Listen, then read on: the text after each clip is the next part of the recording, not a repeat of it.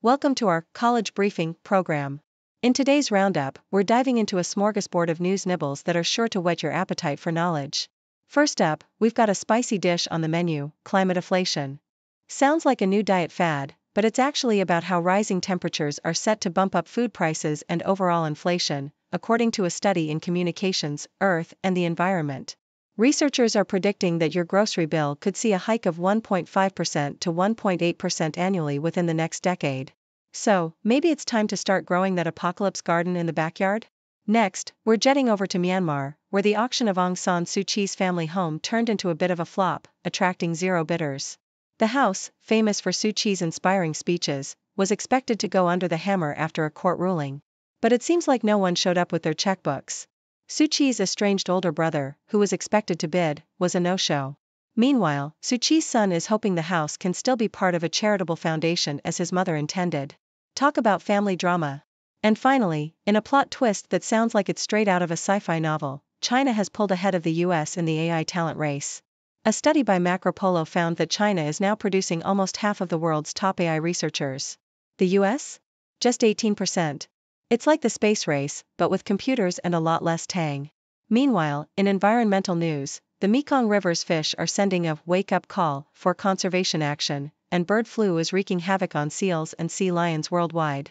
Plus, a story about Shohei Ohtani's interpreter turned alleged thief adds a dash of scandal to the sports world. Please stay tuned for more detailed content on these stories. Climateflation, tip to drive up food prices, new study finds. ABC.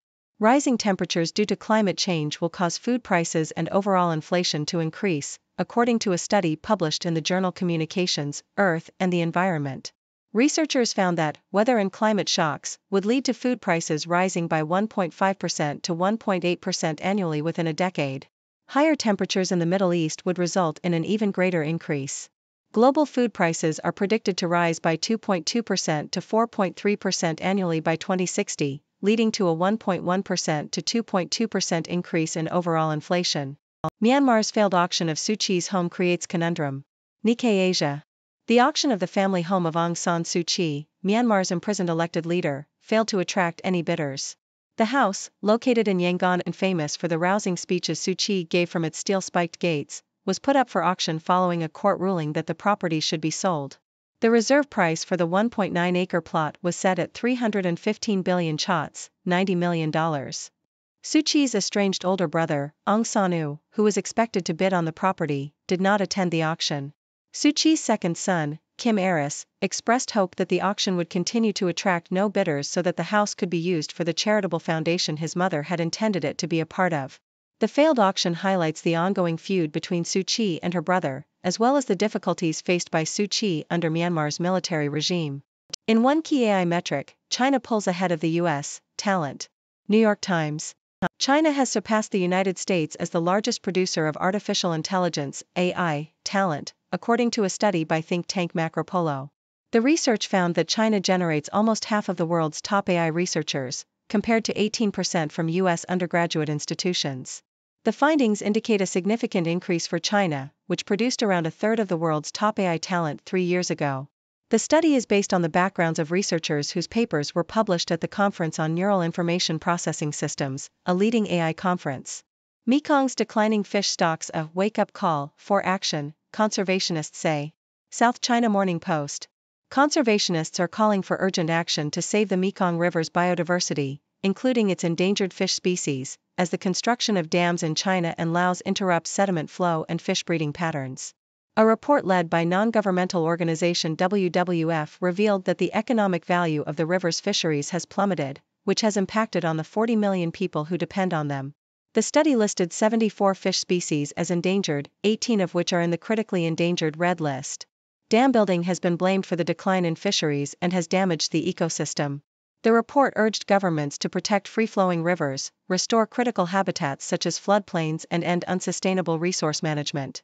Research has shown that the primary reason for the loss of free-flowing rivers is hydropower dams.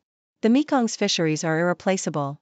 Isn't it time there was a local, regional, and global outcry about the Mekong's disappearing fisheries? Asked Richard Lee, WWF's lead on freshwater fisheries. Bird flu is causing thousands of seal deaths. Scientists aren't sure how to slow it down. Associated Press. Avian influenza is killing tens of thousands of seals and sea lions in different parts of the world, with scientists unsure how to slow the spread. Seals and sea lions in places as far apart as Maine and Chile are particularly vulnerable to the disease, which has caused economic turmoil and environmental disruptions. The virus can be controlled in domesticated animals but spreads easily in wildlife and marine mammals, such as seals in South America, which have suffered devastating consequences, according to Marcela Uhart, director of the Latin America program at the Karen C. Dreyer Wildlife Health Center at the University of California, Davis. Scientists are still researching how the seals have contracted bird flu, but it is most likely from contact with infected seabirds. The deaths of seals and sea lions disrupt the ecosystems, with seals helping to keep the ocean in balance by preventing overpopulation of the fish species they feed on. Who is Ippei Mizuhara, Shohei Ohtani's close friend and interpreter? South China Morning Post.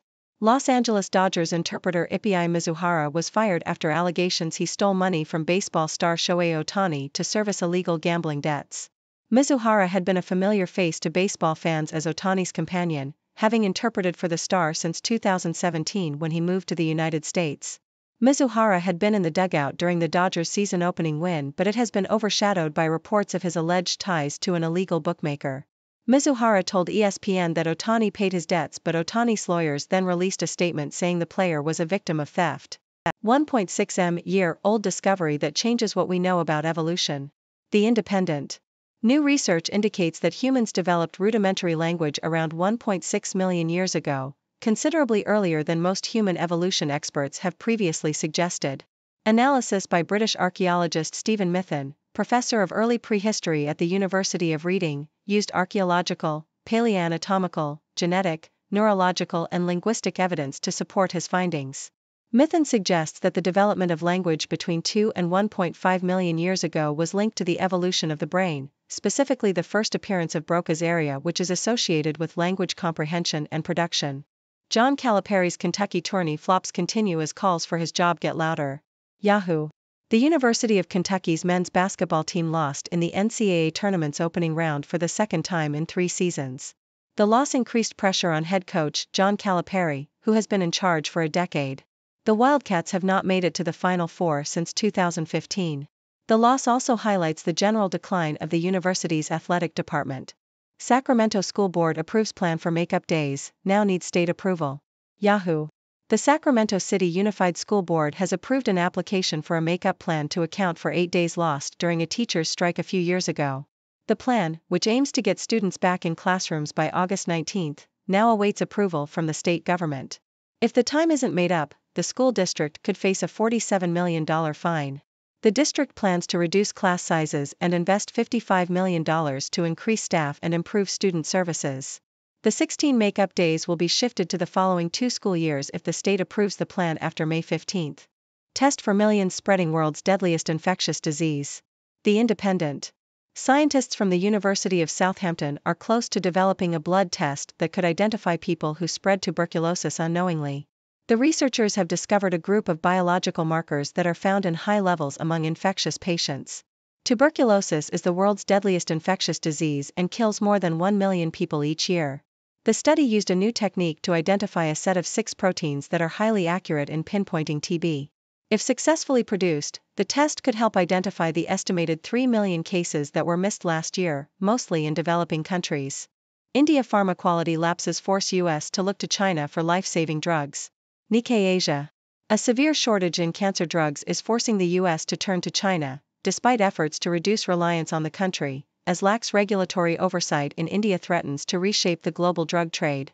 The US Food and Drug Administration, FDA, has halted imports from Indian drugmaker Intos's pharmaceutical factory in western India following the discovery of manipulated data and attempts to cover it up. The shortage could result in thousands of deaths. China's Qilu Pharmaceutical has been called in to replace the missing drugs, despite previous concerns over its quality control. Vietnam's ties with China expected to remain stable after president's ouster. South China Morning Post.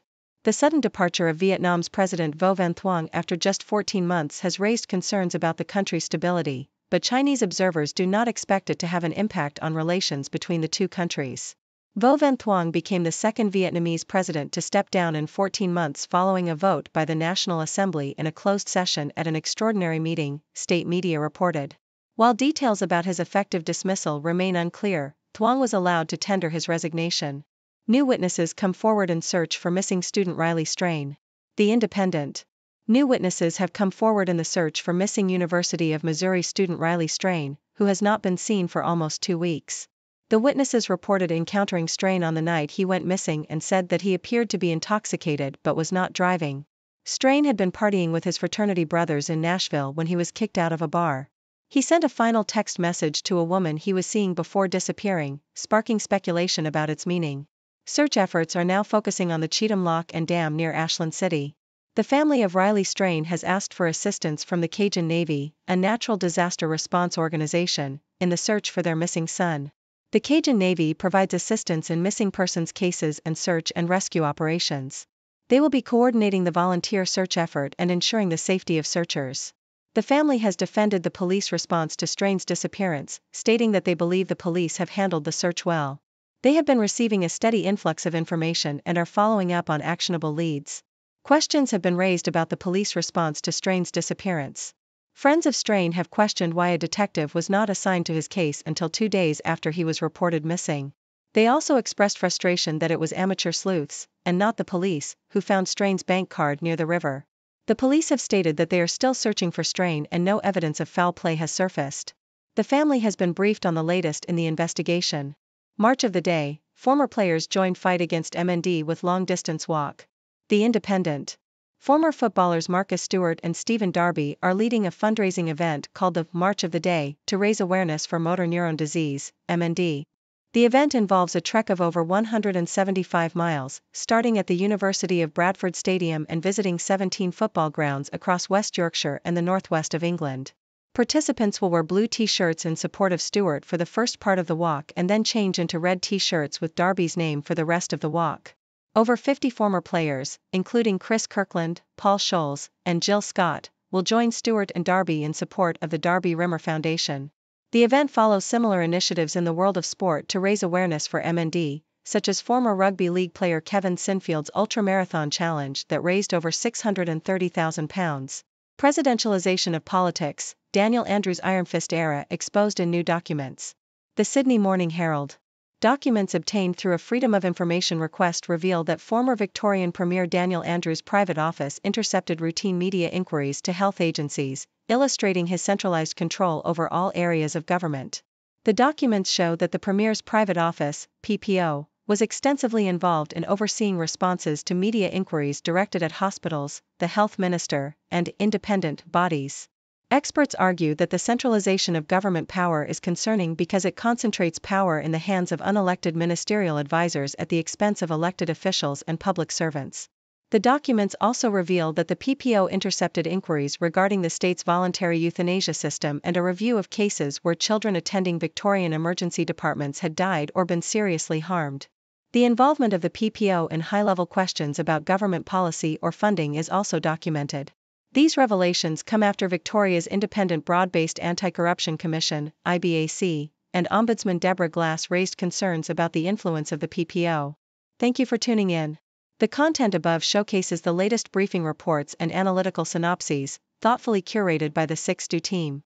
These insights stem from a wide array of reputable media outlets, think tanks, government sources, and specialized experts worldwide. We encourage you to explore these sources for a comprehensive perspective. Keep in mind that while the content may not always align with the official standpoint of 6Do Brief, it's not meant to be taken as absolute directives for decision-making. Comprising seasoned media professionals, learned scholars, and accomplished scientists, the 6Do team embodies a trailblazing, fully independent media entity. To customize 6Do Brief to meet your professional needs, you have the option to subscribe to a diverse array of briefings on our website, 6dobrief.com.